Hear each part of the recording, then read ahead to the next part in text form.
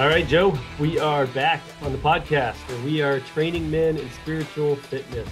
And we are right now challenging guys to spend the next 8 weeks, just the next 8 weeks of their lives, memorizing the promises of God, reading through a biography of a Christian hero, committing time to daily prayer, and gathering weekly with friends. This is what we are calling the Hero Challenge, the Hudson Taylor Hero Challenge. And we have put this challenge together because, man, guys, a lot of times, a couple of things they struggle with. One, guys struggle with trusting God in every area of their life. A lot of guys don't take time to even evaluate this and think through this. But if you just take a minute to pause as a man of God and think through, where do you lack trust in God? There's actually a lot of gaps there. And one man that I know that I've read about who really trusted God and led the way for me in a lot of learning how to do this was Hudson Taylor. So we want to point guys at his life and say, man, here's a guy who really learned what it looked like to trust in God, and how can we begin to do that? But the other thing that I think guys struggle with and that we want to address in this challenge is just prayer. I think we all just get stuck in our prayer lives and just find these times of, I feel like I'm stuck in a rut. I feel like my prayer life isn't meaningful. And again, with this challenge, we hope to break you out of that. We hope that this will be something where you develop a regular routine of prayer, and you also are able to get a peek at the life of a man who really dedicated himself to prayer and what that looked like and the implications for his life. So, Joe, you already heard me mention the 4 things we really want to point guys towards in this challenge. That's memorizing promises of God, reading, in this case, an autobiography of Hudson Taylor, gathering with friends regularly to talk about these things, and then committing themselves to daily prayer. You and I have put together several different challenges for groups of Christian men who want to break through low ceilings of spiritual growth. What is it about this challenge in particular and those 4 things that you think guys need moving forward? We're affected by the people we're around. And the idea of this challenge, it is not just to read about, but to enter a space where you're imagining bringing Hudson Taylor into that circle of friends that you meet with. And I think that's a really profound thing to ponder. One thing about Hudson Taylor is when people first met him, they were surprised. They were a little bit disappointed. He wasn't real big. He wasn't super dynamic in how he spoke. But if you spent time, as people would spend hours or days, then all of a sudden there was this indelible impression. It was his meekness. It was his just the closeness with God. There was something about him that changed the whole dynamic of a room that he was in. And so, to imagine this guy coming, meeting with you at Starbucks while you're drinking coffee with your friends, how would the conversation change? How would you be changed forever having spent 8 weeks with this man? And although we can't, bring him physically into the room with you, we can help you do things that he did and read about him in such a way that you feel like you get to know him and that imprint of his life is left on you too. Yeah, we know that there's a lot of things that guys can begin to do to help them break through those low ceilings of spiritual growth. But one thing I knew that can help guys break through those low ceilings is a friend. Right? We all can at times bring a friend closer to us who maybe is setting a new pace in life that helps call us up and challenge us. And I think that's our aim in this, is to call that friend into our group, Hudson Taylor, and say, hey, Hudson, join me and my friends for 8 weeks and train us, help us to call us up and out of these low ceilings of spiritual growth so that we can bust through and begin to be the men of God that we really want to be. So our hope throughout this, I guess, as we deliver these podcasts as part of the challenge, is that we can kind of be your tour guides along the way as you begin to read through the autobiography of Hudson Taylor, as you begin to memorize some of these promises of God, spend time in prayer, spend time together as friends, to help you see what that can look like. What are the kind of conversations that are worth having as men, ordinary Christian men, who do want to begin on that path forward. And so Joe and I are just going to take some time. We've spent time reading through this autobiography and been affected ourselves. And we want to just say, man, you can't miss these things. As you read through, this is what you need to gain from the life of Hudson Taylor, and then begin to talk to your friends about. And there's really, I guess, to get us kick-started on that, there's two ways I want to make sure guys are reading these first early chapters. Because in the first week of the challenge, what we want you to do is just read the first two chapters of Hudson Taylor's autobiography. I have mine is this black one here, Joe. Yours is blue, right? You've got a different But cover. yeah. Yeah. They all look a little different, but but they're real short. It's like less than 100 pages or so. But we want you to read those first couple of chapters, and I want you to kind of do it with two lenses in mind. One is what you're doing is you and your friends are looking back on your own lives. Because in these first couple of chapters, Hudson Taylor's talking about his life as a child, as a teenager, and kind of those formative years. And I would love for you to look back as well on your own life and your formative years and begin to talk to your friends about that. What did that look like? But then there's also the idea of looking through this through the lens of a father. So some of the guys that are listening to this, your husband, your father, you're leading a household. And there's a way where you can read these couple of chapters and say, what does it look like to be the father of a man who eventually became such a great Christian hero? And what if I want to begin to be that kind of father who fosters an environment where men and women grow up to be faithful followers of Christ? And so I want you to just put those filters on as you read, first of all. But Joe, let me just have you kickstart this with just tell me what's your one big takeaway, or what do you want guys to make sure they don't miss as they're reading these first couple of chapters? I think one of the things to really notice, you've already alluded to it, is we often give too much credit to the individual who the biography is about. And we don't notice is they're a product of something.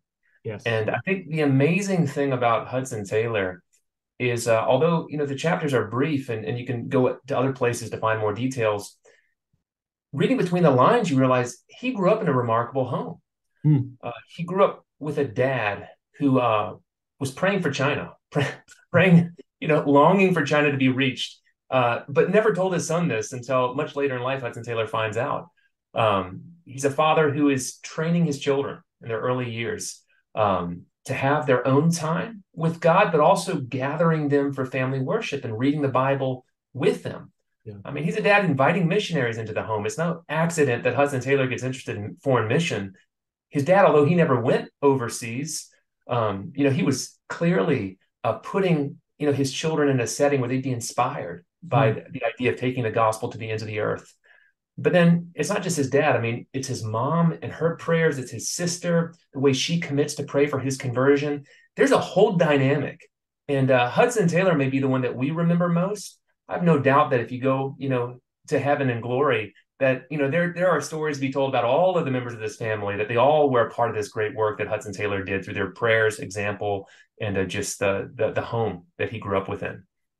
Yeah, I think one of the major pushbacks you get from guys who, when you ask them to read a biography of a Christian hero, is, well, I don't have intentions of becoming an international missionary. I don't have intentions of going to China and being a missionary. So what good is this to me? Like, okay, maybe it's inspiring and it's a cool life and he's got some great stories, but I'm just, an accountant. I'm just a teacher. I'm just an engineer, whatever. I've got my job where I'm at, and I'm not going to be traveling to China. So what does this have to do with me? I think some of this is there is great value in being the ordinary Christian man who fosters a home in which, who knows what God will do with your children? Who knows what God will do with your wife? And being able to raise, yes, daughters who are daughters of prayer, who are praying for their brothers, which is a big part of, Hudson Taylor's story.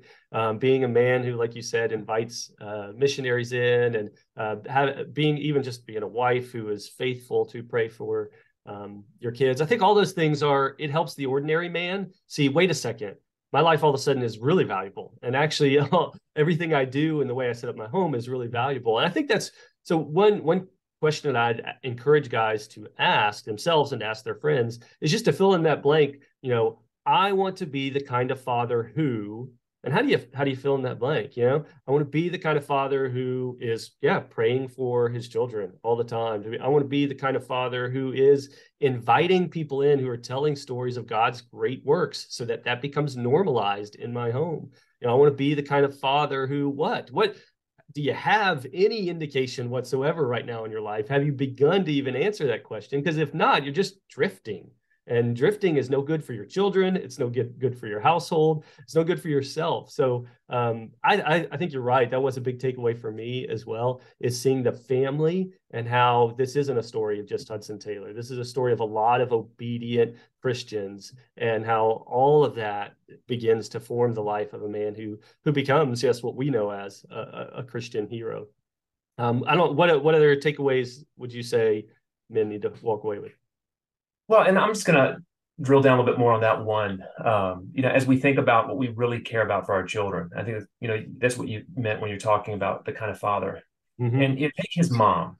His mom, there's that story of his conversion where Yeah. his mom's 50 miles away and she just feels compelled to pray for his salvation, Hudson Taylor's salvation. Yeah. And you just have this scene. You can kind of see it. Somebody should make the movie of this, because you can imagine. There's the mom on her knees pleading with God. There's Hudson Taylor by himself. He's bored, pulling a book off the shelf.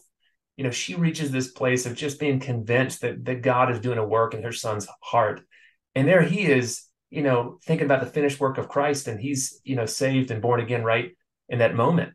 And it's like, ask yourself the question, is that really what your heart is pounding for? Is it that you want to see your children converted? Or is the deep desire, whether it's success at school or what university they're going to get into or how well they're doing in a sport? It's so easy to get caught up with stuff that doesn't matter. But like we were saying, I mean, this is a home. What ultimately matters is eternity. It's salvation. It's, serving the Lord Jesus. It's knowing the word of God. And I think we can be inspired to rethink our own heart and our own prayers for our children, as we read these early chapters of the biography. Yeah, you brought up something there that reminded me that as I read this, I get this sense that if you were to travel through the Taylor home and just kind of be a part of their lives for a week, you would not be able to travel through their environment without tripping over the gospel. Which is clear, right, in Hudson Taylor's conversion. What happened? He goes to his father's library. He's bored. He goes to his father's library to pick up a book, and he thankfully has the kind of dad who just leaves gospel tracts laying around. Exactly. There's Christian books to be found. Yes. So it is just that question of, what are the things that my kids are tripping over? What are the things that if someone came into my home, both literally and figuratively, like, can people walk through the environment of my home without tripping over the gospel? You get the clear indication that, man, you just could not go into the Taylor home, couldn't be a part of their lives without the gospel flooding in. And what a grace in Hudson Taylor's life. And that really did set him up for success. And that's, I think, an inspiration for each of us to begin to evaluate our own environment. What are the kind of books that are on our bookshelves, for sure? Just practically speaking, what are the things, if my child was curious, could he even find something that would point him towards gospel truth? And I'm just a side note here, man.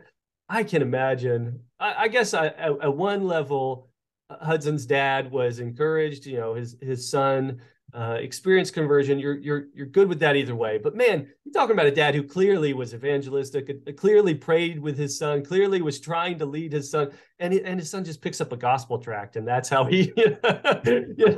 There's a little bit of that I'm like, man, all that hard work, and it was like, man, son, I said those things 500 times, and you got it from a little booklet. But that's how it happens, right? We gotta leave room. We got to leave room. We got to, we are not the only person in our kids' lives. We got to create an environment and spaces for all of that. So, and within that, I'd say another thing that I'd want to tack on to that I want guys to see in this first couple of chapters that I want them to talk about is I want them to see the power of testimony. I think that's one of the things that stuck Christian men often forget is we forget our own testimonies.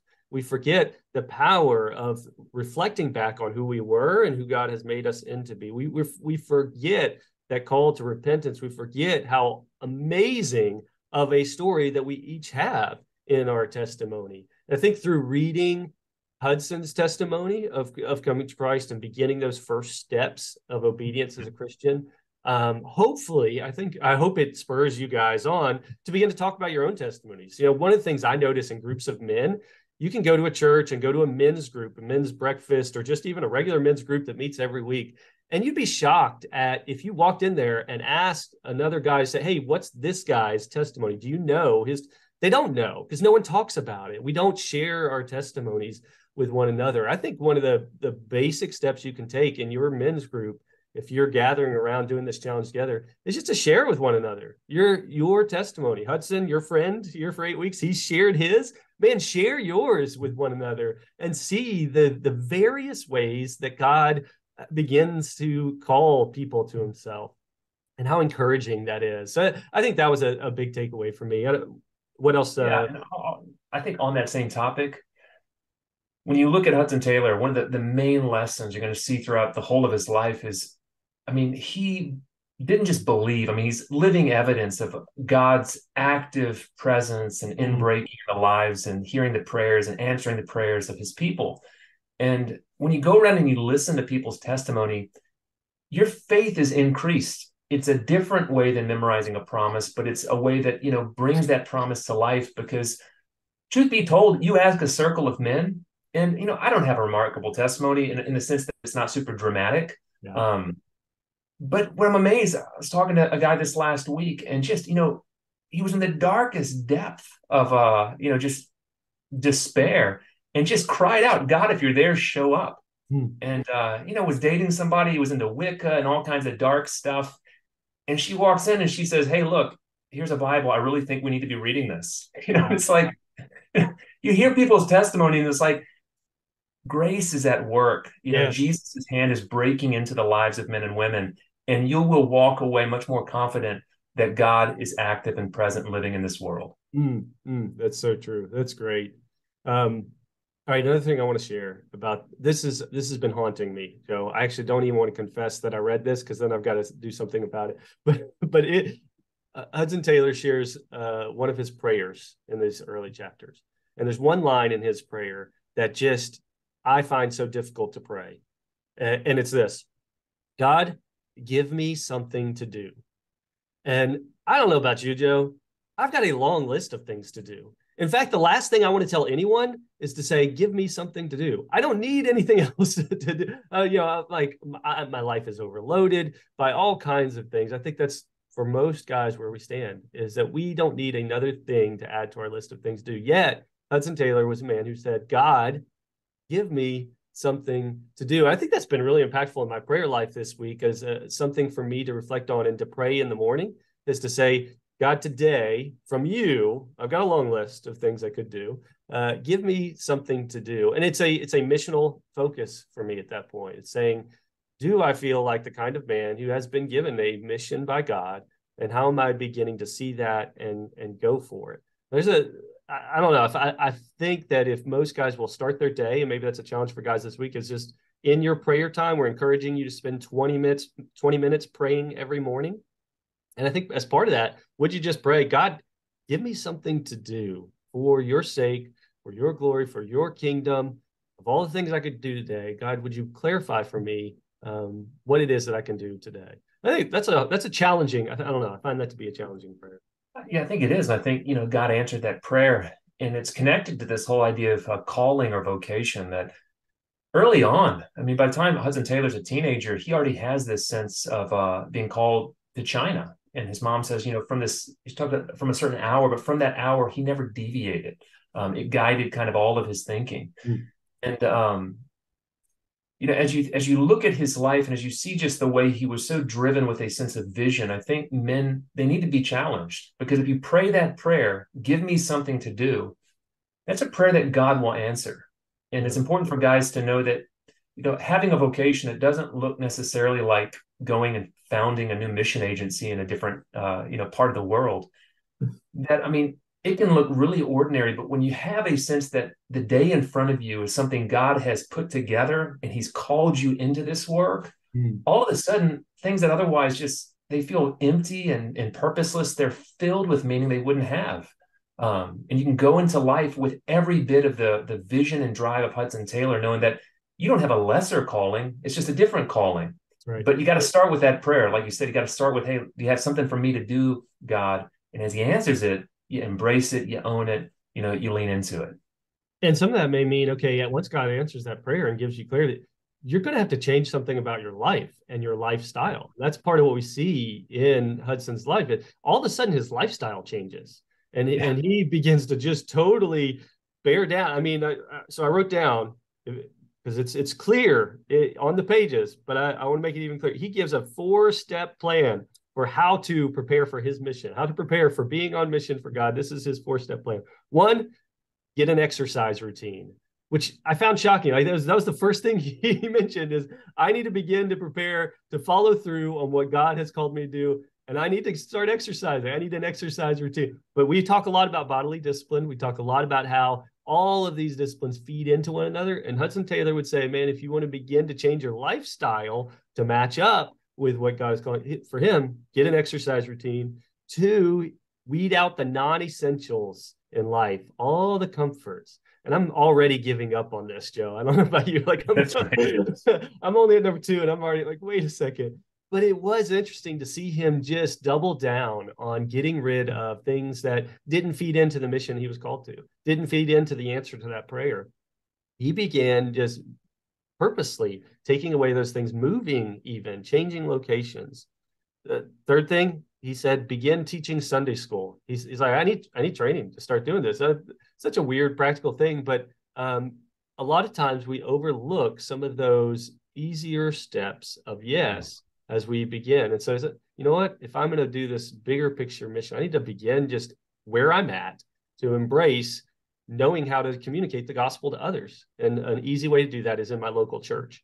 And then fourth, he said, visit the vulnerable people in your community. So he began to visit the poor and the sick and all of that, and made that a regular part of his lifestyle. So I found just the way that not only did he pray, God, give me something to do, not only did he answer yes to what God told him to do, but then he began to change his lifestyle so that he actually could follow through with that yes. So that's shocking and inspiring as a man. Yeah. I think, yeah, the small things that were within reach. In some cases, they were really bold. I mean, he starts learning a new language, even though he's got no plan yet to get overseas, but he's got a book. He can start to do that. And so, he just doesn't delay. He's not dragging his feet with any of this. But, another thing, just with that whole idea of vocation and calling, I think it's interesting how early he bumped up against opposition. There's that story of the old guy, the old kind of Christian minister, who really is discouraging. Hudson Taylor's talking about wanting to go to China and living by faith, and the guy says that maybe would work out well in the apostolic era, but not today. And there's that moment where he could have just kind of been crushed by the sort of cynicism of this older man, but he's not. He deep down he has this sense this is God's calling. The promises haven't changed. God hasn't changed, and so he's steadfast. But whatever the calling we have, there's going to be that opposition. And so we're going to need to know which voices to ignore, even if they're coming from a Christian mouth. And then what's the voice of God? What are his promises and how do we stand on those? Yeah, that's great. Any other big takeaways before we close this out that you think guys need to discuss or think about as they take on this challenge, this 8-week challenge? I think I would just have guys think about what's already been talked about. Imagine your guys, ask them their testimonies. That'd be a great way to begin. Get the testimonies on the table. And I would just really encourage guys to take that prayer. Give me something to do. It's a dangerous prayer. Yes, it is. Add that to your prayer routine this coming week and let God begin to clarify a sense of calling and vocation for your life. Yeah. And I encourage guys just to, make the life of Hudson Taylor a prompt for your conversation amongst each other as friends. There's a lot that we have yet to discover about one another as friends. For instance, man, Joe, if you and I could sit here longer, I wanted to know, what were you like as a teenager when did you first encounter the gospel? What was your reaction? Because even for Hudson Taylor, he went through a time of skepticism. So that have you, as my friend, have you ever gone through a time of skepticism? What was that like? There's a lot of takeaways from this that I want guys to see that they can begin to rally around as a group and talk about, because our big picture is we don't want men growing in isolation. We don't want men just sitting in a library by themselves, reading a book, keeping it through themselves. If you do indeed take on this challenge, man, I hope that you will find someone. Maybe it's a group of men at your church. Maybe it's that you do it with a mentor or a mentee. Maybe it's that you find your son and you do it with your son. Anyway, find somebody to begin to have conversations around this for. Don't let this book go to waste. Don't let the promises that we're going to encourage you to memorize go to waste. Use these among community with one another, challenge one another. That's what the life of Hudson Taylor shows us again and again, is that it's others. It's not just him himself that made him into who he was and what he did. So you'll continue with that this week, and we'll continue to send you more information about this challenge, how you can begin to spend 20 minutes every day in prayer, memorize 8 different promises of God, and yes, hopefully finish reading the autobiography of Hudson Taylor. Y'all join us again next week, and we'll continue on.